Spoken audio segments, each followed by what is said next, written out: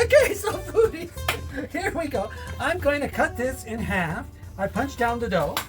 And what I'm going to do is set this aside, and we'll freeze that, because you can freeze dough, you know, guys. You can freeze it. It freezes quite well. And then what we're going to do is get him out here on our beautiful, beautiful board. Okay, get some flour all around, just like I'm doing right now. All right, and we'll just keep this over here, our little thing.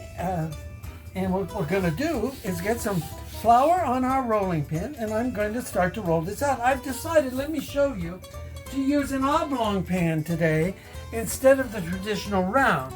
And what I put on the bottom of the pan is some cornmeal, okay? And when we come back, we'll be rolling it out. Heat out. Okay, so here we go. We're getting this out, and what I'm doing here basically is rolling our dough. And remember, I made rosemary dough today, so this is going to be absolutely delicious rosemary dough.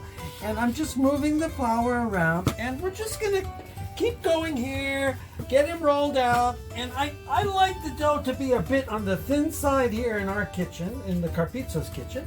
So as we go and we roll him out, we're getting him to go for the size we need. So what you do is just take your pan and put it over the top. This has got to go some bigger here.